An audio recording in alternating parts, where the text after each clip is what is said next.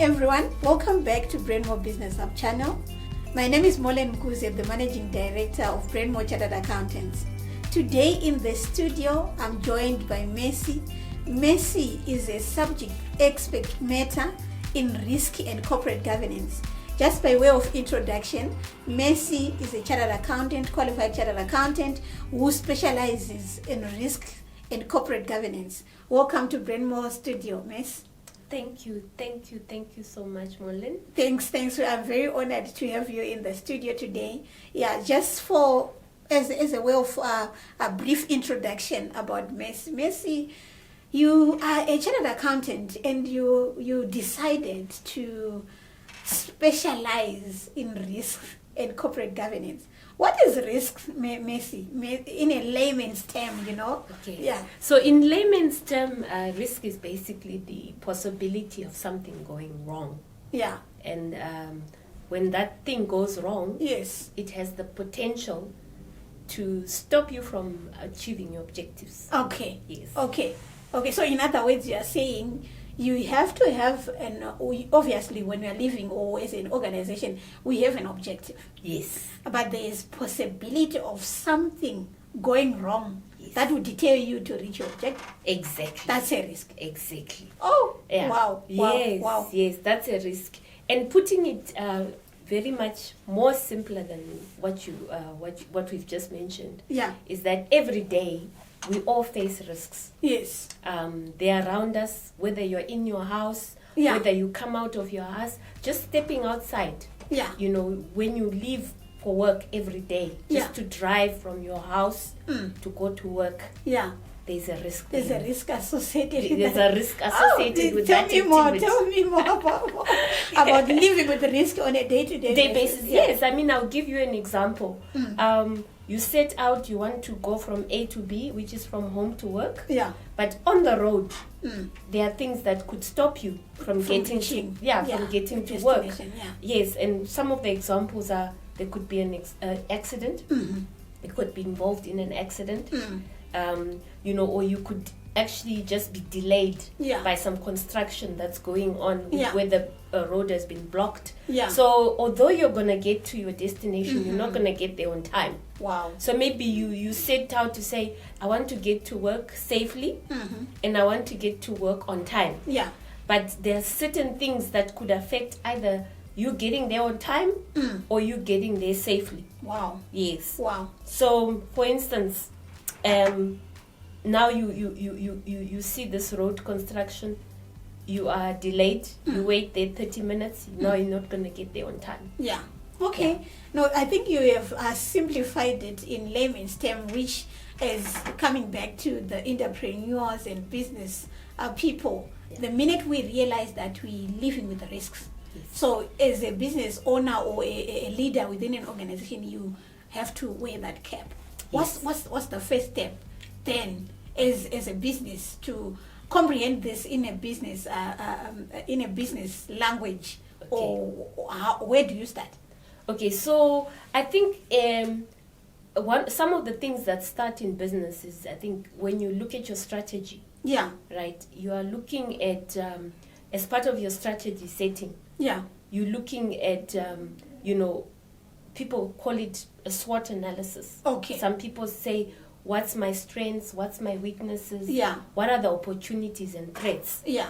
And I think people know that language Yes, quite SWOT, well yeah. in strategy setting. Yes. So that is the beginning of understanding Yeah. some of the risks Okay. that's within your environment. Okay. So you really need to start looking at, the first thing is to look at your external environment, Okay. which is the environment that you're operating in, Yes. to say what are the threats in this environment. Okay. I mean, you look at the country as a whole. Yeah. You can even start by looking at the country as a whole. And this is something I always encourage, a lot of business owners Yeah. to look into certain writings that are out there Yeah. around risk itself. We have the Institute of Risk Management in South Africa. Yeah. They often give out a risk report Okay. every year. And if you read some of the text, some of the the thinking around risks there, Yeah. they actually identify a lot of the risks that are affecting our smaller businesses, our medium businesses, and even the bigger businesses. Okay. So you start getting that understanding.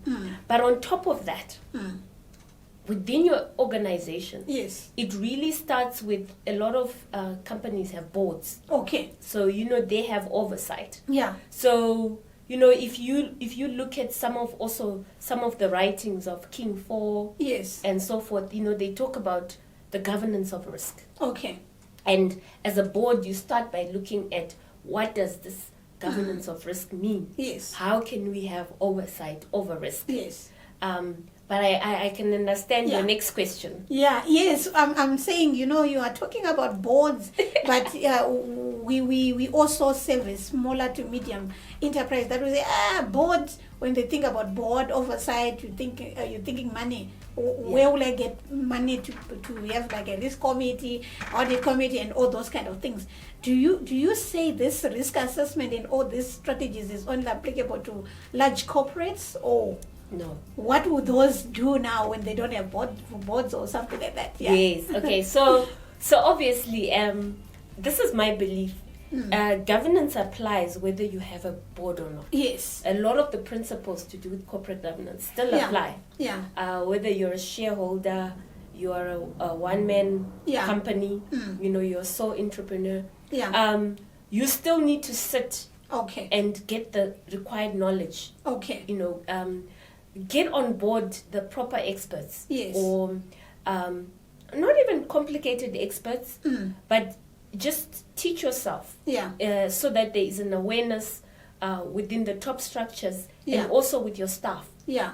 about risk. Mm-hmm. So the way you can do it is you invite someone who's a risk expert. You can start maybe by at least doing a risk assessment workshop. Okay. Okay. So that you start by at least brainstorming Okay. around what your strategy is. Yeah. And then through that exercise, you also understand the definitions, some of the key wordings that we use in the risk language, Yeah. so that you can at least learn how to identify Okay. risks within your own environment. Okay. And Okay. and it's a simple process. It can be half a day Okay. or a day, sort of Workshop. Yes, kind workshop. of. Workshop where you start thinking around your strategy and you start writing it down. Okay. What could go wrong? Okay. So I think from what you're just saying is what is important, and what I'm picking up is, okay, put it within your plan as an organization to say we need a session where we identify what could go wrong within our environment. There you can get help from your staff. You can sit in the boardroom, all the staff members and everyone involved to say what could go wrong. Yes. Then you document now. Then you now need to look at, okay, how are you going to prevent it from happening?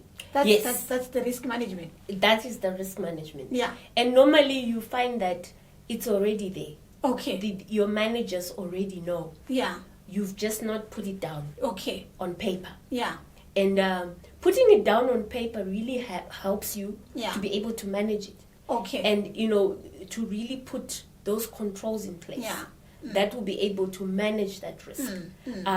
And also, we must talk about opportunity. Yes.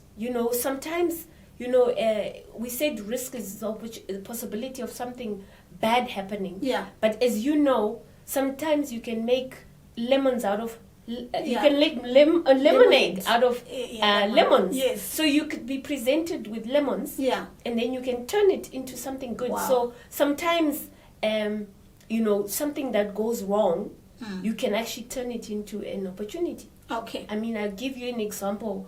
When COVID happened, Yeah. it looked like something very bad. Yeah. But for some businesses, it was an opportunity. Yes. So you really have to be able to sit down and not only just think of risks, but opportunities. Opportunities as well. Yes. So the same process, you can quickly identify opportunity when you say this can go wrong, but you say, but it can bring Also up go that, right. Yes. Yes. It can also be turned Yes. into to something. something. Yes. Yeah. And I think most of our businesses, we do not do that. Yeah. You know, we only focus on risk, which is good. Yeah. Which is obviously the purpose of risk management. Yes. But there's also some opportunity. Yeah. Yeah. So, Miss, let's go deeper into.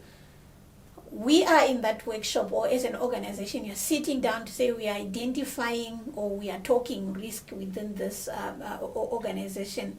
How best can we put it within the leadership on what are you going to break it into processes, or what do you do there? Yes. Are you going to look at the organization holistically, or what is the best approach? Yes, so the best approach is to look at it first holistically. So you take a top-down approach. Okay. Right, so where you start with your strategy. Okay. Then you do what we call the strategic risk assessment. Okay. So you are looking at more at a very broad, holistic level. Okay. For your business. And then you are saying, okay, this risk occurs in which part of my business? Okay. Which part of my business is best suited to address this risk? Okay. Sometimes it can be affect several parts of your business. Okay. It can be, that's why we then say enterprise risk management. Okay. It cuts across your business, yes, Yeah. your business divisions and departments. So you can have various, but usually there is that primary area. Okay. I mean, if we're looking at, let's say, risks to do with people, Yeah. which are to do with your human resource risks. Yeah.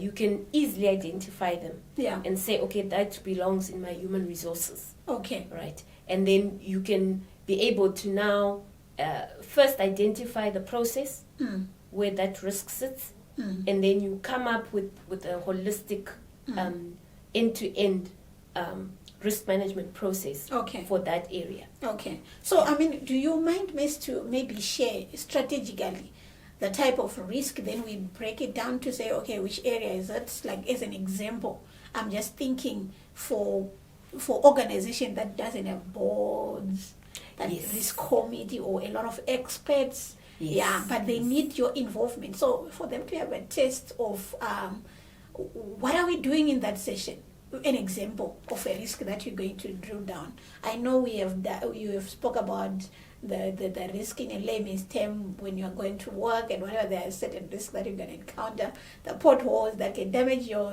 wheels, and in business context now. Can you give me an example? Yes, I mean, we have let's say every business has got human resources. Yes. Right, and then when we look at it, every business will face some risk to do with inadequate skills. Yeah. Or inadequate skills, or just lack of skills. Okay. Yeah. Or something to that effect. Yeah. And when you look at a risk like that, remember those top 10 country risks that I spoke about. When you look at the external environment, this risk starts externally. Yes. Outside your organization. Yeah. To start with. One of the risks, for instance, is when you look at some of the top 10 risks, is the country's inability to have the right skills for the growth, to sort of foster the economic growth within the country. And it cuts across many disciplines, many industries. So now you're looking at your business. You could be in the service industry, you could be in manufacturing, you could be in mining, whatever business you're in, you're going to be affected. Because it's to do with, state institutions, making sure we have the right education, making sure we've got the right technical colleges, when you come to technical skills and so forth. And then once you now look at it holistically, you're looking at that external environment as well. And then once, and it doesn't stop there. Once you have recruited someone, for instance, obviously there are processes you have to make sure that you get the right person for the job. When it comes to risk in a business environment at a strategic risk level. I can think of at the top of my head within human resources. Okay. Everyone has to deal with skills shortages. Okay. Across all entities. Of course, you can think that you have access to skills, but do you have the right skills? Yeah. Are you getting the right skills? Are you able to retain those skills? Are you able to remunerate those skills? Yeah. Right. So when we look at inadequate skills, we can start at a strategic level. We started looking at the external environment. Yeah. Right, regarding skills.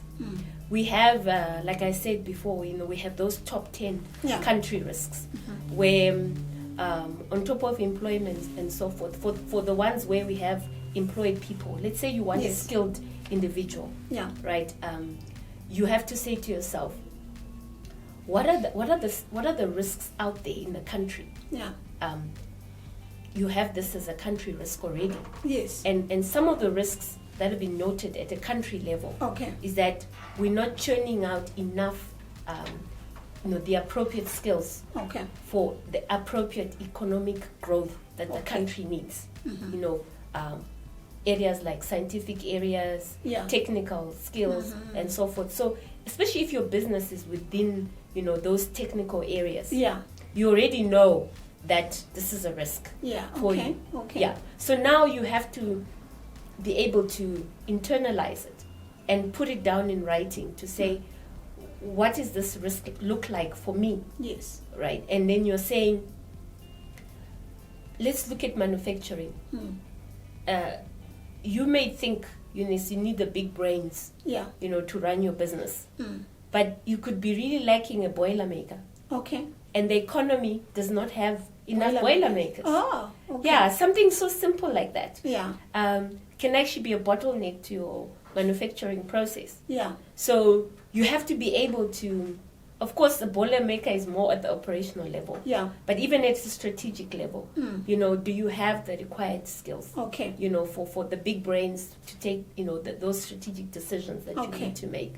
So you have to be able to put that down and then say, what are the controls that I can put in place? Yes. So that is an example of something that is more of a strategic risk. Okay. And it has connotations both within the external and your internal environment. Okay. So on top of my head, I'm thinking, because we service small to medium enterprise as well, to say there are big risks around there, even the succession planning of it, to say we have like a CFO within the organization, and what is the plan of having the second person taking this over from strategic to say, okay, if this person wake up dead. Yes. So you find that risk with a lot of the smaller entities. Yeah. What is the plan when they go away? When they are no more, and this is a lot of business continuity. Business continuity. People only think about things like COVID affecting business continuity. Yeah. Whether it's short term or long term, but there's also the structure of your company. Yeah.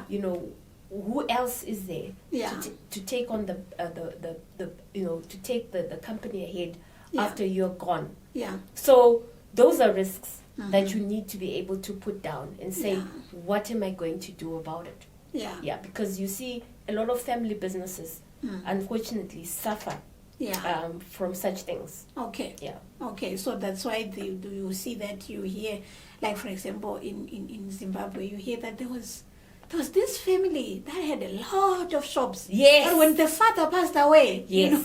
Yes, exactly. So that means they didn't really internalize the business continuity risks and make sure they put measured or measures or responses to that particular risk to say, okay, we have a son that is finishing. Son, you need to take over this, and also maybe the key main things, policy, and to respond to such risks. Yes. Wow. So I think it's very imperative that a risk, whether you have a board, you are a large corporate, or everyone is affected by business risk, equally. Yes. So what is important is to internalize and understand the business risk within your environment and the response to those. Yes. So putting it on paper really helps. I think one of the first steps, like what we mentioned before, we call a risk. We have risk management policies. Okay. So you can start with a policy. Okay. Right. I know that small to medium businesses are not big fans of, having documents and policies and putting things down. Yeah. But it does help to communicate with the people you're working with. Yeah. Within your organization, so that they understand. Yeah. What risk is. Yeah.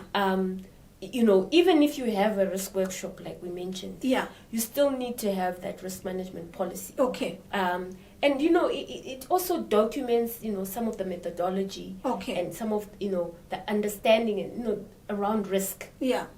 I mean, there's really more complicated topics in risk when we now talk about risk appetite. Yes. Risk tolerance levels. Okay. And that is more for when your organization is now more mature. Yeah. Around risk management. Yeah. Where you start as a leadership, as your business leadership, to really say, what is my appetite for this area, for this risk? Okay. Right? Is it, and is my business able to tolerate this risk? So another problem we have is that a lot of businesses tolerate a risk that they should really terminate. Okay.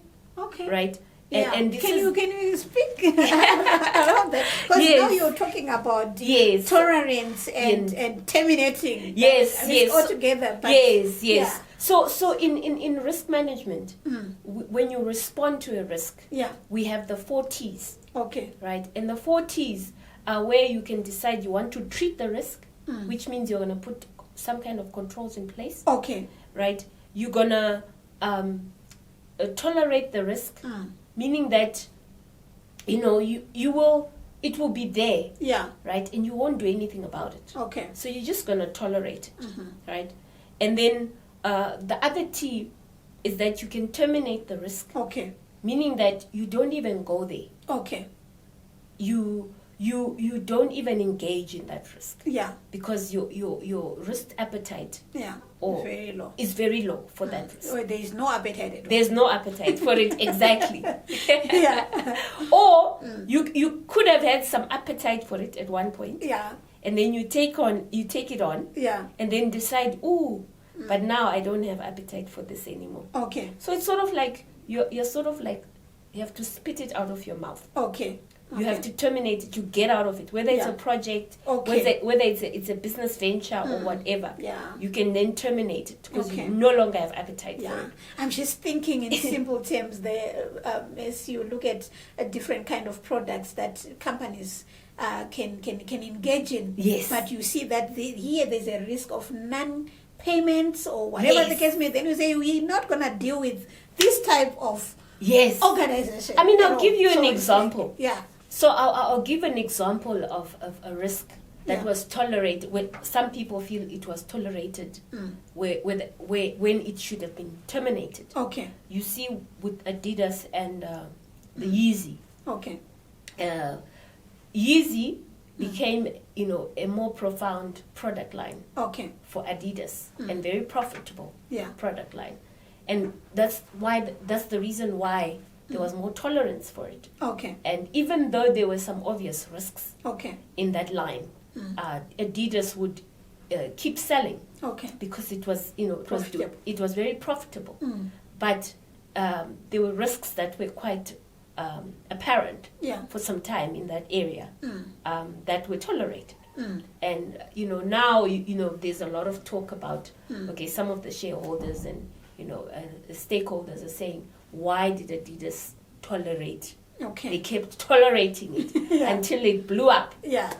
So that's just an example of, in business, we tend to do that. We tend to tolerate something, especially when it's profitable. Yeah, okay. Yes. Of which sometimes you would need to terminate it. Yes, you need to terminate it, yes. Okay. And the last T is transferring the risk. Okay. Where in business, even in our personal lives, we Yeah. transfer risk. Yeah. Well, that's where when we take insurance, Okay. Okay. you know, our medical aid, Yeah. car insurance, and so Yeah. forth, we don't want to deal with that risk. Yes. So we've transferred it to the Okay. insurance companies. Ah. Yeah. Okay. Yeah. Oh wow, Yeah. interesting. Very Did you know interesting. about the 40s? Yes, the 40s. Wow. No, Yeah, that's they're very important to understand in Yeah. the business. yeah. No. To say, what will I tolerate? Yes. You know, do Okay. I have an appetite for For this? it. Exactly. Yeah. Do I need to terminate? Do I need You to know? terminate this Yeah, risk? no, that's very interesting, Mercy. Exactly. So, where do you start? Where does a business, someone who's watching and saying, maybe watching this conversation and saying, you know what, I don't have a lot of key people that really helps me, and where do I start? But I really need to dig deep into my organization and start thinking risk. What could go wrong? What do I need to look at? Where are the other opportunities that can come out of that? Where do that business start, Mercy? Okay, so where do you start? I would say you can start by looking for, some risk experts within your area. Yeah. People that are knowledgeable about risk. Okay. If you want to, put something together on paper Yeah. and actually see how you can implement it in your business. Yeah. I think that's a good start. Okay. And there are so many risk management, so many entities or consultants Okay. that offer risk management services Okay. that you can contact, and then they can give you Yeah. some kind of direction. Mm-hmm. And it doesn't have to be, you don't have to start big. Yeah. You can just start small. Yeah. The workshop. Yes, The understanding. just around. understanding and workshop. Mhm. At least you know that by the end of the workshop, Yeah. you've got something on paper. You've got a risk register. Yes. You've got a register of all your risks. Yeah. You've sort of come up with some plan, some Yeah. action plan, Yeah. and you've put down some kind of controls, Okay. and then you take it from there. Now with your your department heads, Yeah. or your function heads, to say, how can you actually put this on paper Yeah. and incorporate it into the processes Yeah. in your area, whether it's through the policies Mm-hmm. and procedures. Mm-hmm. You actually then start, this is probably not a real word, but Yeah. you operationalize it. Yeah. Okay. Yes. Yeah. Yes, Yeah. you operationalize it, Okay. or you implement it Yeah. Okay. into Okay. your business. Yeah. Oh, so what is important from what we are saying is, okay, having an understanding and an awareness Yeah. through booking. We're going to put a link there to say if you want to book us, for us to conduct that the risk workshop Yes. together with Mercy, then we come and sit in a workshop for awareness. Yes, for just awareness. And Yes. putting it practically to your organization as Yes. well. Or rather, if you don't have the budget for that, sit down and think through the risk and saying, okay, what could go wrong here with your team? Yes. Document that, and from there now start putting process and plans. Yes. Risk plan, risk Yes. register. Yes. Maybe you need to a bit of highlight your higher risks that need your attention now. Yes. The other ones that you maybe the tolerance, the Yes, level, yes. look in your appetite. Exactly. And the appetite Exactly. that risk. Yeah. Yes, yes. Then from there on, you also spoke about then start to see who's going to manage it and Yes. within which process is it falling in, Yes. who's going to manage it in there. So I think it's very critical. Yes. Because I can tell you that many businesses, that's why you cannot, to our viewers, run Yes, a business alone Yes. and be a successful big corporate one day Yes. if you don't partner Yes. with key experts as Yes, well yes. to really, Yes. Give you grow the your knowledge business. that you need. Yes, that you Yes. need. Because And all these things are critical. Yes, and Yeah. I like what you mentioned about identifying the high risks, Yeah, right? So risk management is, at a minimum, manage your high risks, yeah, right? You can even decide to tolerate some of your lower risks, yeah, but you manage your high risks. yes. Yes. And, Okay. And in the part of this workshop, you actually rate those risks, Okay, from high to low. okay. So you'll be able to know immediately Yeah. which ones are my high risks Wow. that I need Wow. to manage. Wow. And you put more of your resources towards the higher the risks. high risk, because Yes. they have the potential of make or break your business. Yes, they can Yeah. make or break your business. Yeah, yeah. And people take that for granted. Yeah. But they can make or break. And you must also understand, you also hire people Yeah. that may not have the same understanding of your industry as you do. Yeah. Yeah. So it helps them, it helps your team to focus. Yeah. And you can direct your team to the focus areas Yeah. that are higher risk in your business. Wow. Yeah. Wow. Thank you very much, Miss. This was a very important conversation to our viewers, our business owners, understanding what could go wrong in your business and what are you doing about it. Yes. As a leader, as an executive who is managing that organization is very, very critical. As your accountability partners, I always say we are there to help you and assist you in managing and growing your organization. Here with me here, Mercy is our associate director within Brainmore as well, where we partner and we come and help you and assist you where you need help. Don't forget to subscribe to this channel, hit that like button, and comment on the comment section below. Remember the notification button so that you don't miss out on the premium content that we always share on this platform. Thank you.